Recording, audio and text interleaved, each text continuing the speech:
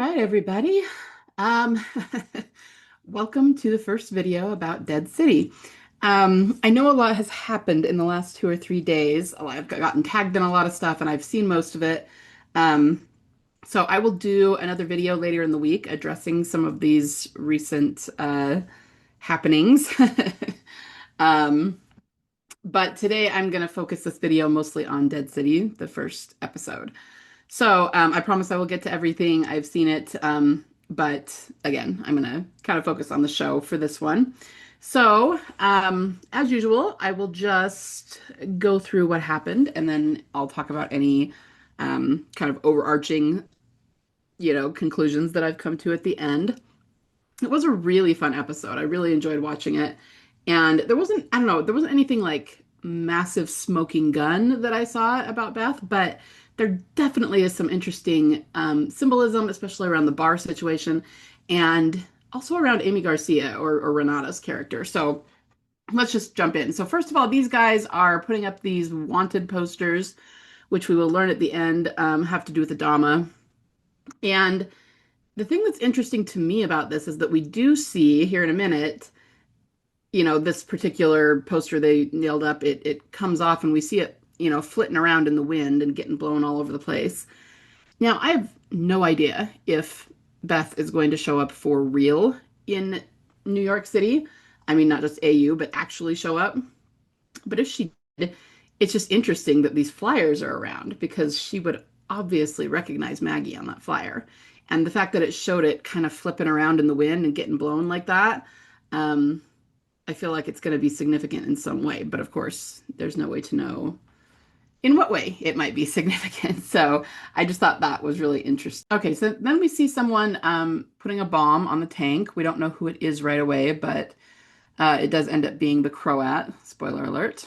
So we see that he's putting this bomb here, and they can hear yelling inside, but he says, we shouldn't stop. We've been told to put these up all over, so they do. Then we see Maggie burying Ginny with her little green dinosaur toy there. And Negan shows up. Now, I did try to capture most of this conversation. It's just mostly a really sad conversation. I mean, Negan is still in a really dark place about Ginny, and Maggie was trying to help, and he gets upset.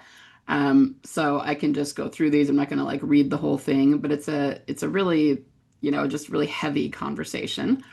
It does have flavors to me of Consumed. It just reminded me of Daryl burying the walkers for Carol.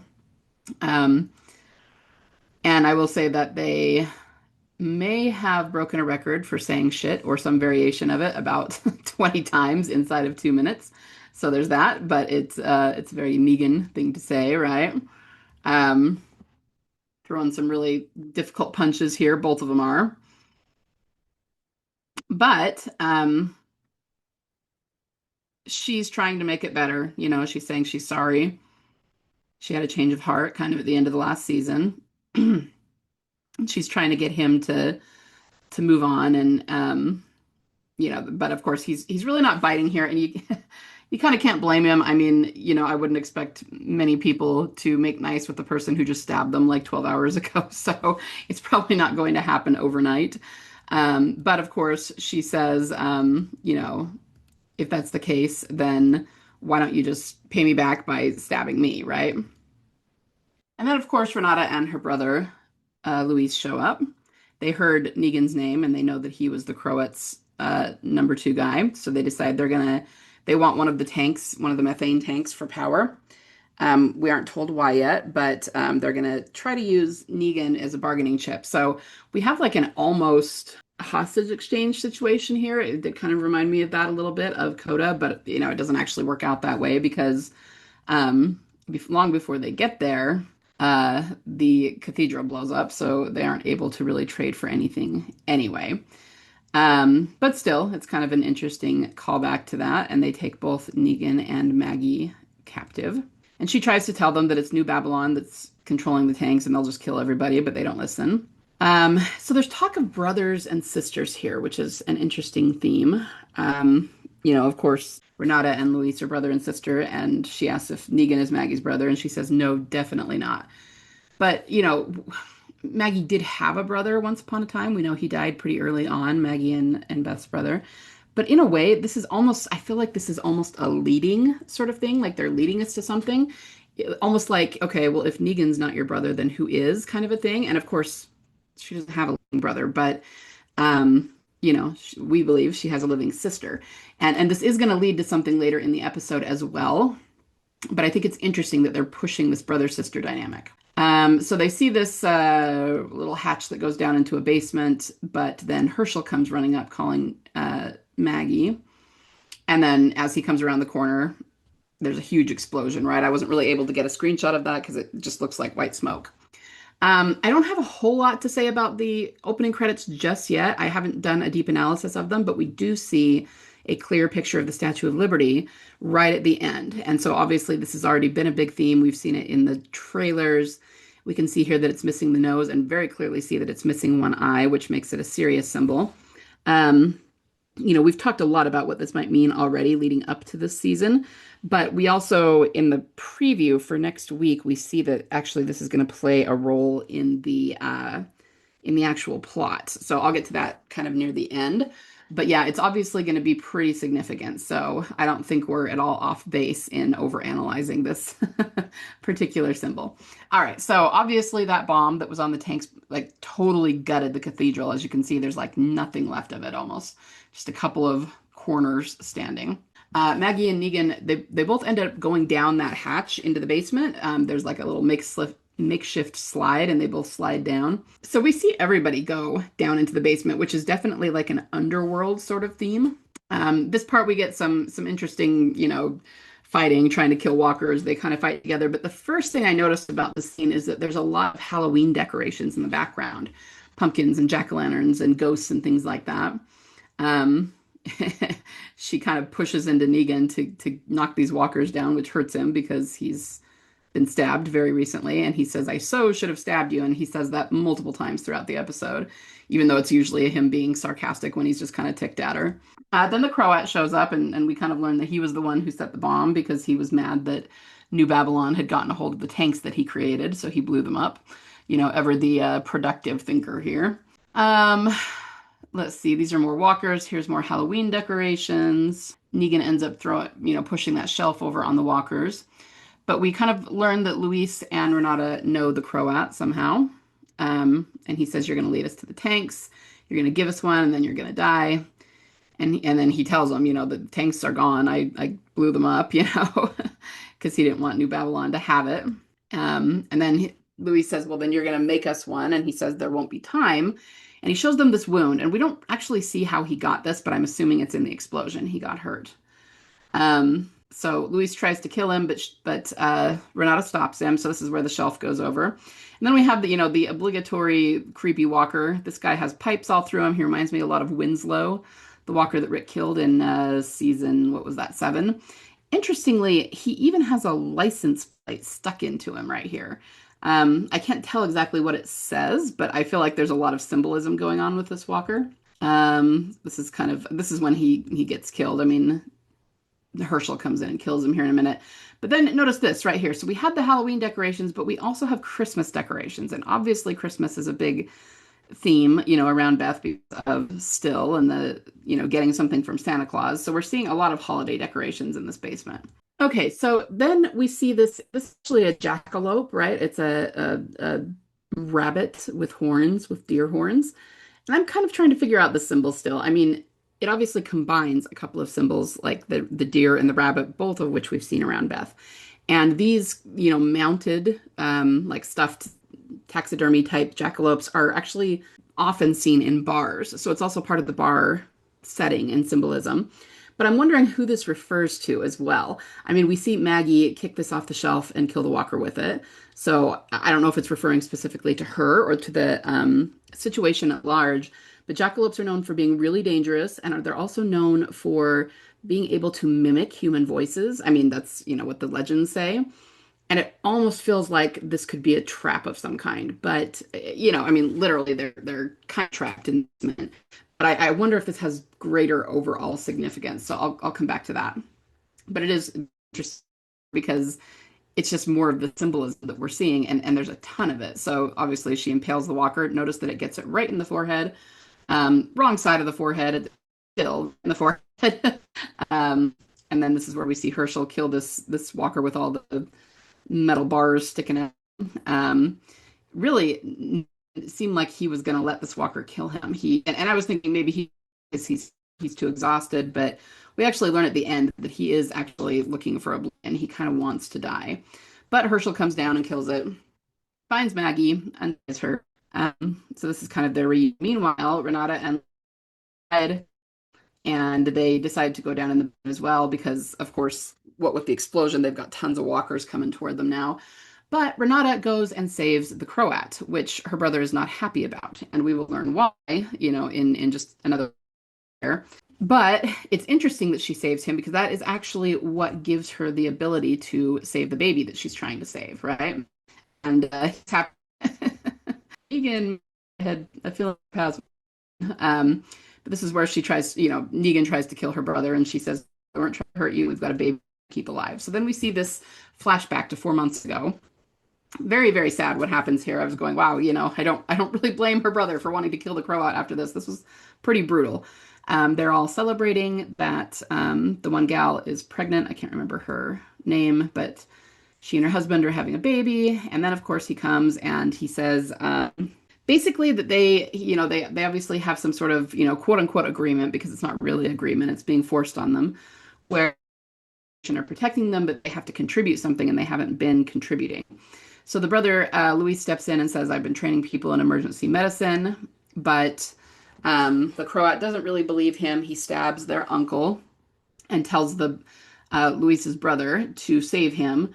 And, he says that because Luis's brother can't save him, maybe that means they're lying. We find out later they're not lying. He was training his brother, but, I think they had just started, so he didn't really know what to do. And this was, of course, the Croat wasn't exactly, trying to be reasonable here. I mean, this was a bad enough wound that even a really awesome doctor might not have been able to save him. He bled out really quickly. So unfortunately, he dies, and then he also slits Luis's brother's throat, which is the father to be. So that really sucks. And then he starts doing Negan's eeny, meeny, miny, mo, which we know he was trained by Negan to some extent. Renata runs over, and rather than going for the weapons, she turns on the gas and says, I'm willing to die for them. Are you? And he says he doesn't believe she'll do it. And she says, well, you don't know me very well. So maybe some of you picked this up before I did. It was actually not here, but a little bit later on that it suddenly occurred to me how much Renata is a Beth Proxy. But, like I said, it just didn't occur to me until a later scene. But then looking back, I was like, oh yeah, she's totally a Beth Proxy. I mean, she's really tough. She knows how to fight. She knows how to take care of people. And, she's the one who saved the Croat. She, even though she's willing to die for her people here, she's actually very optimistic about things. So we'll talk about that more as we go along, but this actually does work. The Croat leaves because he doesn't want to get blown up. And then, of course, she's holding the lighter and there's gasoline here. So we definitely have a starting fires kind of thing going on, even though she doesn't actually start it here. So that's another way she's a Beth Proxy. All right, so back in the basement, I cannot figure out what these things are. If somebody else knows, tell me. They're stuff she took off Louise, and I think they're just weapons, probably knives. This one on the right kind of looks like scissors, but I can't tell for sure exactly what they are. But it showed them, so I think they're probably important, but I just couldn't get a good picture of them. So then we have the scene where Maggie and Hershel finally make nice and talk, and this was a really good scene. I really liked this scene. He knows Jenny's dead. He went looking for her to see if she was really going to stay, and she says, you thought I wouldn't. He says, I wouldn't blame you. And then he says the Dama wanted him not just to hurt Maggie, but to kill her. And so Hershel has finally had this profound kind of awakening to his own behavior and who the Dama really is, and becomes really self-aware and of what he was doing and why, and why it might have been toxic. And he even says, I think that behavior came from her. Just being around her made me be like that, which is a profound insight for such a young man, but, good for him. And of course, Maggie says, it's not your fault. This is what she does. She manipulates people. And it's easier than you would think to lose yourself. Maggie knows all about that. Um, and he's also come to appreciate, even though that there were always problems between him and Maggie and their relationship, that she's been there for him and she has protected him. So it's just like a really nice conversation between them. Um, and they both agree that they don't want to be mad and they want to start over, etc. Um, so then, oh, and I like that too. Hershel, you're gonna move mountains. That was sweet. We have Louise trying to kill the Croat again, and Negan being very Neganish here. He's not lifting a finger to help. He's putting the little ball in the little cup. He's playing with his little toy there. He says, anyway, they're talking about what happened before, but they want him to help figure out the baby, and he says the baby needs an incubator. But he has a prototype of the tank that was hidden along with plans on how to build more a long time ago. And he's not willing to tell them where it is because he knows they'll just kill him, which is probably true. So he wants to go with them. Um, but they have to wait because they're surrounded by walkers. And he says, the city could be your fortress. This tank can keep you alive, not just the baby. But they're mostly, of course, just focused on the baby. And so, yeah, maybe we should take a minute to uh, recognize that this actually feels a lot like Judith, right? Like trying to save Judith after she was born. Now, this baby hasn't been born yet, but they're just running around trying to save this baby, trying to save, the future of humanity by saving this baby. And so it definitely, and Maggie was part of that with Judith. She went with Daryl to find formula. So she's got to be thinking about that. And it just feels very similar. Um, Renata says they can use some help, some good fighters, but Negan is still being pretty pessimistic. Haven't you learned by now? What happens to people stupid enough to have hope in this world? Baby doesn't have a chance. He decides he's going up to the bar. So, I mean, important to recognize that they're in the basement of the bar. So these decorations and things are in the bar cellar. But Negan is going to go up to the bar and get a drink. And this is where we get this bar scene, which we've seen part of from previously leaked trailers. Now, you can look all over this place. There's some interesting, you can find lots of stuff in the background, right? We've got fortune teller that says drugs. We've got a little dartboard right here. But of course, we've got Dillard, who is here, and he is talking to these walkers. But Negan creaks the floor and is found out. We don't learn too much about this guy. He seems a little off for sure, but at the same time, he's been alone for a long time. So we don't know if he's actually a pretty good guy, and it's just sort of a like Castaway Wilson the volleyball thing where he's just talking to them to keep himself company, or if he's going to end up being like really, really insane. And that's what I mean about the jackalope. I'm not sure exactly what that's pointing to yet. I almost feel like maybe they're trying to say there's more going on here than we realize, and time will tell. We'll just have to wait. I do feel like this guy has a little bit of a Daryl vibe to him. I think it's just because of the way he dresses and he says ain't a lot. And so he kind of almost just gave me Daryl vibes just a little bit. And then, of course, there's the whole bar situation, right? So he asked Negan, you want to pull up a stool? All right, so he says that he's going to start this game. And I was not terribly familiar with this. I had to look it up. It's just one where you pick three people, often three celebrities, and you have to choose one to sleep with, one to marry, one to kill. So it's a verbal game. But again, we have this parallel between this and the I Never. I mean, it's still a game they're playing, usually while they're drinking. It's very conversational. It's not, I think there are board and card versions of this game, but it's one that's usually just played out loud with people. So we're in the bar. They're playing this game. You know what I mean? There's so many similarities and so much interesting symbolism here. He says he made the walkers safe. Skunky Brewski. I mean, again, this is something that it's common to talk about skunked beers, but we've seen this in The Walking Dead before, or rather heard it. I don't think that we really heard it specifically around Beth and Daryl, but I remember they talked about skunky beers around like Tara and her sister when they were with the governor, which was back in season 4 around the same time. And the governor was a huge proxy for Beth. So that's kind of what that made me think of. He's pulled out these walkers' teeth and their fingernails to make them, quote unquote safe. And he says he thought the pulling teeth would be hard, but actually the nails were worse. All right, so then we go back down into the basement, and Hershel is talking to Renata about how she could have let the Croat die, and because of you, the baby still has a chance. So that's what I mean. That's what I meant before, is because they saved him. If he can show them where this tank is, that's going to save the baby. If they had decided to kill him in the street or to leave him there and just, walkers had gotten him, they would not have been able to save the baby. So we've got a theme going on here about how even though he's a bad guy, even though he killed their brother, by they're actually able to save other people. And then this is actually the part where I realized she was a Beth Proxy, patron saint of hope and mercy, belonged to her dad, who, I think there's a parallel between her dad and Hershel, Maggie's dad, in that he was very wise and told them they had a choice. They could fight or they could choose the light, which makes Maggie look at her. I'm assuming this is her wedding ring. And, it's probably making her think not only about her dad, but about Glenn, who was the same way. Um, and Hershel's going, so you can just forgive the Croat after what he did. And she says, no, making him suffer. I think about that every single day. But once the killing starts, when does it stop? And then she says, choosing the light after that was the hardest thing I've ever done. It still is, but it's a choice I want to keep making. And I feel like that's something that maybe Beth will go through. Whatever happens after she wakes up and everything, she's probably going to be, I mean, of course, she's going to be in like a really dark place when she wakes up. And, this will probably be true of her in some way as well. And so she wants to make that choice. It just started. Oh, this was funny.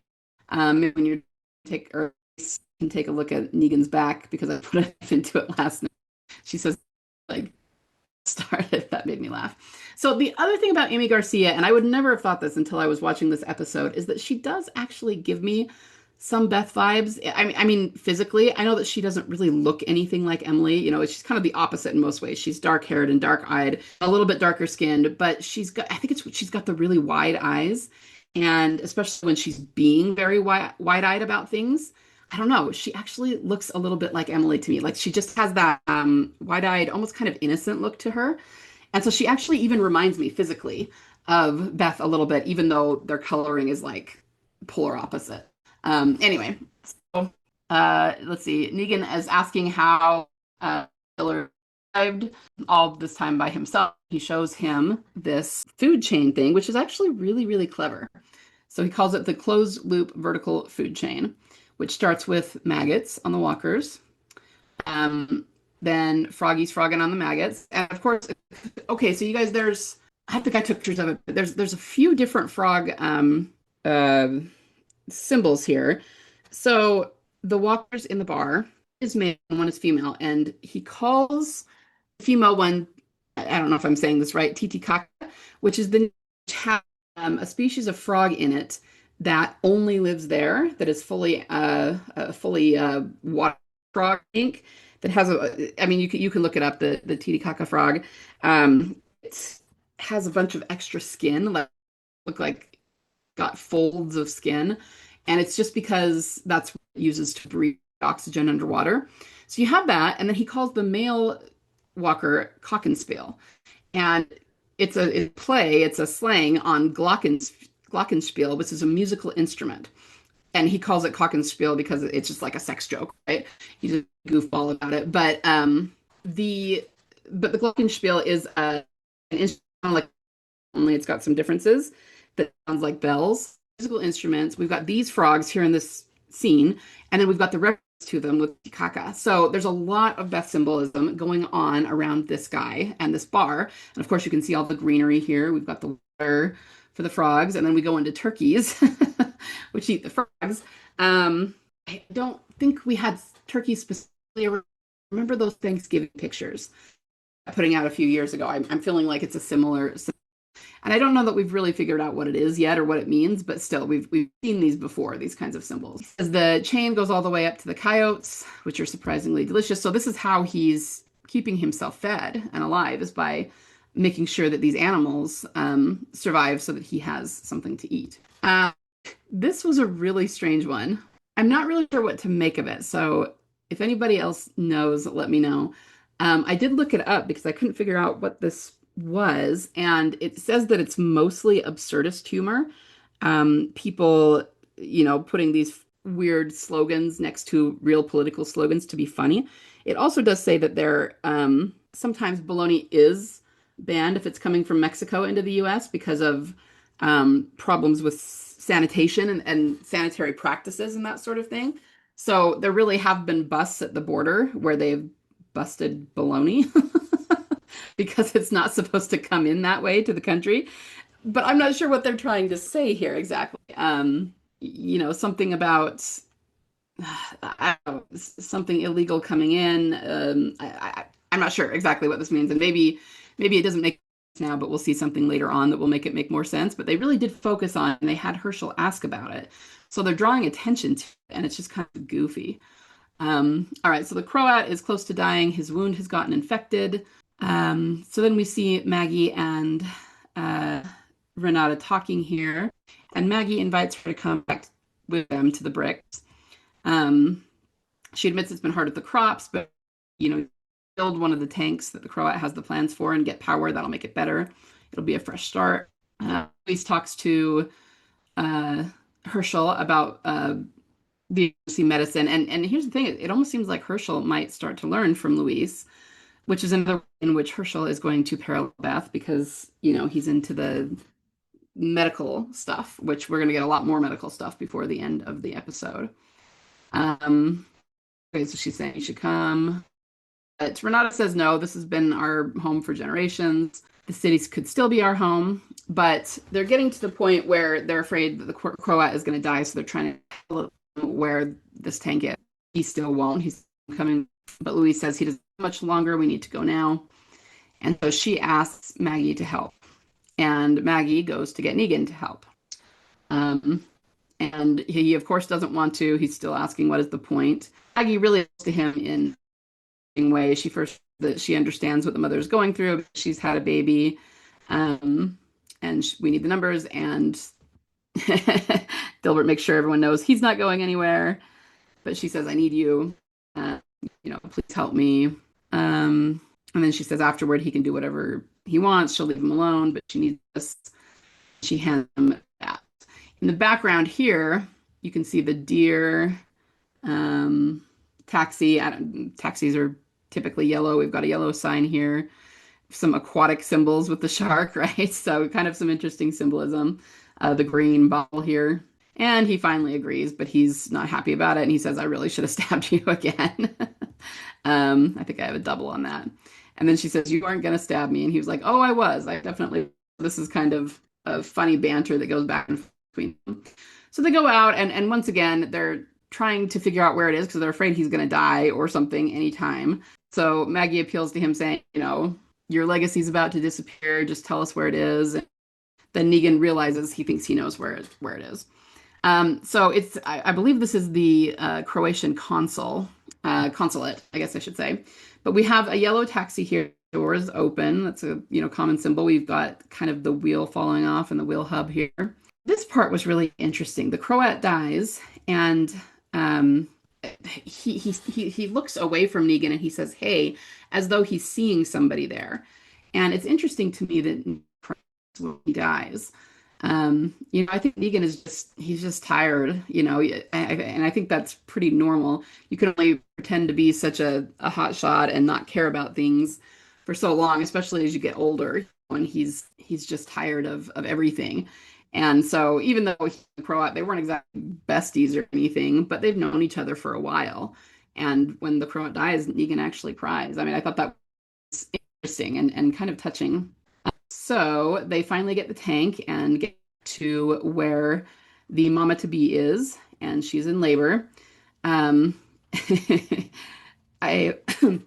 excuse me, I kind of had to laugh at the whole labor thing. I mean, TV never gets a woman in labor right, and I guess you can't really expect them to. But anyway, the point is, you realize it from that first scene where the Croat father to be. But they're actually living in a hospital like that, which we'll see in a minute. Obviously, this is like a delivery room. We can see like the reception area and the nurse's station later on. But then he goes into this room to, as we see here, he says that he needs to find a walker to get methane for the tank, and it ends up being his brother. He referenced this earlier when he was talking to Hershel. He said that he put his uncle down, but when it was his brother, he just couldn't quite do it. And so then we see that his brother is still animated as a walker right behind this door, but he kills him, and I guess they're going to put him in the tank to use as methane. And I don't know that I thought about that. I'm not sure how okay I am with that. On the one hand, you could see it as something really poetic and beautiful that he is, his body is creating the power that will keep his son alive, or his daughter. Actually, I don't think it said what gender the baby was. But I don't know. That's also just a little bit twisted to me. I was like, okay, I guess that's a opinion.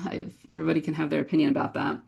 But anyway, the point is I'm pretty sure this is still in the hospital. He just goes into a different room or maybe a different floor where this happened. And that's where his brother is. But it works. They get the incubator going, so hopefully the baby will be okay. We do have a lot of music in this episode. Most of it's this Latin music that they listen to, but we see the boombox here at the end and it's playing again. And then Maggie and Renata talk again.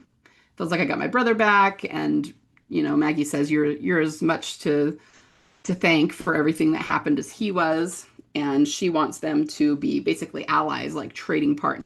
But then Renata says, you should bring your people here.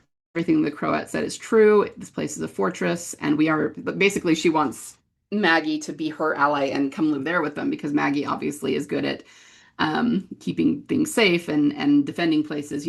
So you have to realize too, this is the next thing that really struck me is that they are setting these two up almost as sisters. They're going to be two women who are allies who, are going to work together to keep their community safe. You see what I mean? Like they're setting it up that way. So this is very much an example of like Beth and Maggie. And then, of course, we have this Sirius reference, right? Now, I was thinking about this, and I think you could actually interpret this like three different ways. The first one is just maybe very simply saying that Renata is a Beth Proxy, and that's why we have the Sirius reference. Once again, Sirius suggests a return. But the second way, I guess, would be maybe to suggest that Beth will return for real in Maggie's storyline, and that's why we have this here. Now, to be fair, we've seen Sirius references in lots of other storylines that she hasn't returned in, so I don't know that we could rely on that too much. But the thing that's really interesting about this is that we already know that Beth will be in the show in a few episodes. And yes, it's an AU, but even so, it's really interesting to have this woman who's clearly a Beth Proxy, and then the Sirius reference, and then we know that we're going to see Beth in 4 or 5 episodes, right? So really kind of fun. And Maggie says she'll have to think about it. See, like, I mean, Maggie, you and me together, like basically they could be great allies. But she wants to talk to Hershel, and then we've got this nothing's more important than family, which is also an interesting reference. I mean, obviously she's talking about Hershel here and her brother Luis, but we once again have the Beth Proxy and the Sirius reference, and we know we'll be seeing her, and then they're talking about nothing being more important than family. And I feel like there's meaning beyond just Hershel and Luis in that. So then we have this scene with Maggie and Negan. We do have like the yellow and red water jug over here and some lanterns for light. He says he's leaving. She says, I wasn't sure that I'd convince you. She was thanking him for helping her. And he says, well, you did. And she wants to know how, like what convinced him. And he said, you said you needed me, which is kind of sweet. But I mean, it's true of all people. People just need to feel wanted and needed. And they'll usually do what you want. And then he tells her that, he wasn't mad at her for trying to kill him. He was mad that she didn't. So this goes back to why he was going to let that walker kill him when he was lying down on the shelf, because he really is looking for oblivion. He kind of wants to die. He's not the kind of guy to take his own life. But he's just in a real dark place right now after Ginny. And he says, why didn't you finish the job? And she said, because somewhere inside I knew you were capable of what you did today. He says, you better be careful. You're making my head all big. And then this is cute when he tells her that she should smile more. And if you need me again, you know where I'll be. And she says, that bar, really? And then she tells him they might be staying. You really think you can change it? And once we find the Dama, who's left to stop us? And the Dama, she kind of says that so casually. And it's like, yeah, but the Dama is probably going to try to stop you. I mean, she's still the villain so far for this season. Now, interestingly, look at this, you guys. This is Negan going back to the bar. The bar has a bright yellow door with 3 windows into it. And we didn't really see that before because we were inside, or at least I didn't notice it. So yet another interesting symbol. So then we see Maggie and Hershel looking out over the city. Then we got these 2 guys. They turn out to be the 2 guys who were nailing up wanted posters for Maggie and Negan at the beginning. But they're hurt. Now, because of all the debris all over them, I'm assuming they got hurt in the explosion. This guy's leg is pretty gnarly. And the Dama comes to find them. And she, of course, acts very empathetic toward them. But he tells her half of Midtown is gone. I don't think there's anyone left. And she says, no, there must be others. You'll rest, you'll heal, and when you're ready, you're going to help me find them, and we'll begin again. Every empire starts with the broken. So that's pretty much it. Like I said, there's nothing really super, smoking gun that I saw. I'll think about it more, but lots of symbols, lots of things that point toward, other things this season. I mean, if nothing else, let's put it this way. To play devil's advocate, you could say maybe all these Beth symbols exist in this episode because Emily really is going to be in it. We're going to see Beth in the AU, and it's just pointing toward that. Well, I think that could be partially true. But the thing is, we've seen these symbols since she got shot, right? And all that means is that we're right, that these symbols point to her return. And before anyone asks, no, I do not think they have done 10 years worth of Beth symbols just to point to her returning in Maggie's AU episode. Like that would be way overkill for something so small. So yeah, I'm just very hopeful after watching this. It was super fun, and I'm excited to see what we get for the rest of the season. Both in terms of Maggie and Negan, because they're having kind of a fun dynamic right now, but also, of course, to see what other Beth stuff we get. So this is from the trailer for next week, and we see that they are gonna use the tank and the methane trick to get power on, and they are actually going to turn on the lights in the Statue of Liberty. So, and then that, because it's the Statue of Liberty, it's very tall, and it's going to bring people toward it, and so they're going to end up with some trouble. It looks like they're going to bring Armstrong and some of his people to where. But this is also probably going to use. But still, I mean, it's turning on the lights. It's a beacon of light that people are going to come toward. We've talked a lot about the Statue of Liberty and what it might represent symbolically and what it does represent symbolically in the real world. The fact that it has ties to France, all of that still ends up being true. But they used it so much in their promotion and everything is because it actually is going to be a big part of the storyline, the actual. And once again, they showed us that the statue is missing an eye. So we have them turn on the light, and it's also a serious symbol. Like it's not a coincidence, right? So just to recap, we had all of the symbols around the bar, and we don't know this Dillard guy, what he's going to end up being. We do see him in the trailer for next time, Maggie talking to him, and he seems to be helping them, but we just don't know that much about him yet, so we don't know how he's going to turn out. But all the symbolism in and around the bar, we have the fact that Renata's people are living in a hospital. We have a lot of medical stuff here. Hershel may start being an assistant to Luis, learning from him as a doctor. We have, what else was there? All the frog, which is interesting. Remember that there were dead frogs in 10, which is where the music box woke up. We have the fact that they're trying to save a baby. I mean, just lots of references to things from past Walking Dead episodes. And remember, Galadriel Jones has talked about this, but Matthew Negretti was the main writer for this, and he was writing during seasons 4 through 6. So it's not surprising we would get a lot of Beth symbolism from him as the writer of the episode. That's about all I have for today. Like I said, keep open. Do other videos later this week about, of course, doing asks and comments, but also what has been, all the new information that's come out in the universe. I'll do later this week. So I hope you all liked the episode. Like I said, I really enjoyed it. It was fun, and I'm excited for next week's. So I will talk to you guys soon. Bye.